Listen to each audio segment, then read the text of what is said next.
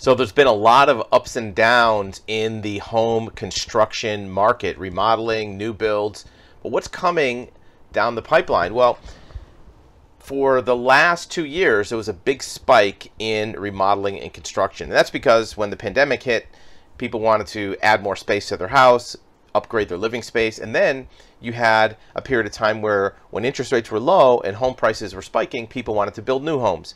Well, all that's over now. Interest rates are higher, and that also affects remodels because you have to borrow money in most cases to remodel your house. But in the next couple years, there will likely be a big spike in remodels and additions. Why is that?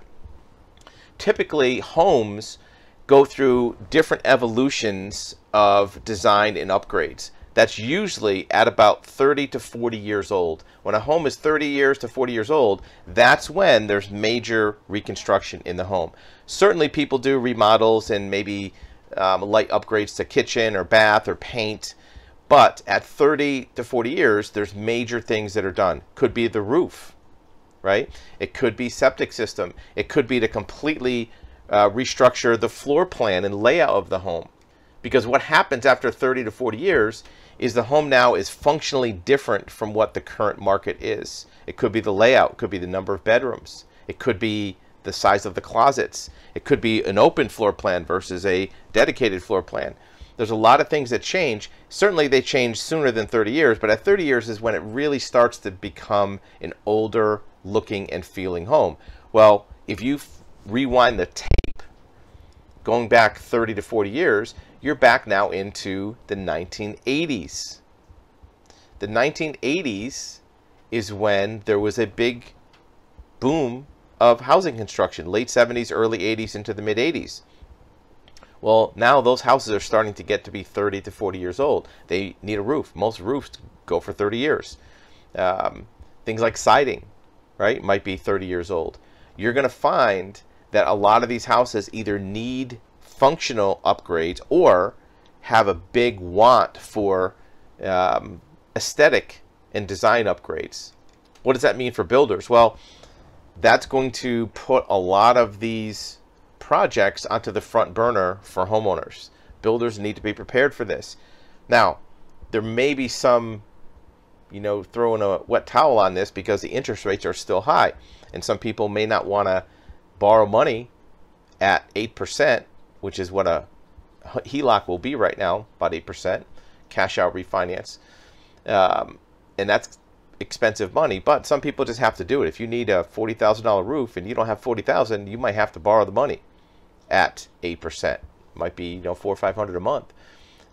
If you just can't stand your kitchen anymore because it's too old, you might have to come out of pocket 25, 30 grand to do that. And whether or not you do it from savings, tap your 401k, borrow, this is going to be something that is going to be a necessity at some point because the house is not quite unlivable, but just not really desirable. And according to this article, the numbers are pretty big. The residential remodeling market will have 24 million homes in need of repairs or upgrades. Roofs, floors, heating, cooling, kitchens, bathrooms, and more. These homes are going through a sort of facelift. Prime remodeling years when it reaches 20 to 40 years old. There's a big wave of homes entering that scenario. This is going to be systemic over the next decade to where these types of remodels are required. Now, for builders, this is actually pretty good because building a new home is a lot more intensive, right? You're starting with brand new permits, zoning and use, where an existing home remodel, yeah, you need permits, you need inspections, but it's not quite the same level of a project as building a new home, and you can do more of them. You can do a remodel in 3 to 4 weeks, where building a home might take 3 or 4 months, right, depending on the scope and scale of the project.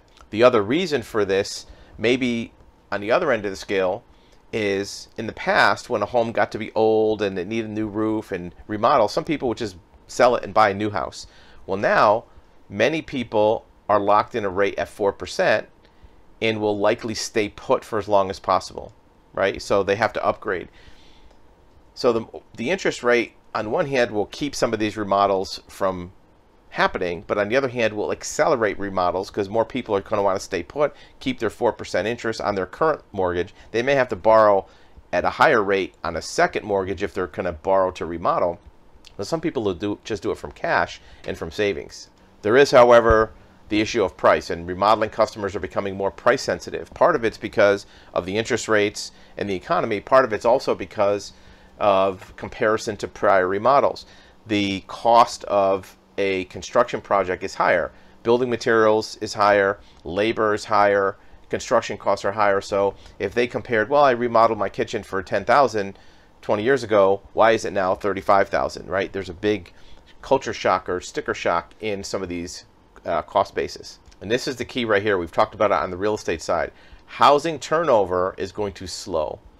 And the reason for it is because even though housing prices have gone up, there's still a demand of people that want to buy them, but there may not be the same number of sellers. Unless the seller's going to get a high price for their house, they're going to keep it because their low mortgage rate can't be portable to the next house. If you have a 3.5% or 4% mortgage on your current house, even if you sold at a high dollar amount and you want to upgrade your house, your new mortgage is going to be 6.5%, 7.5%.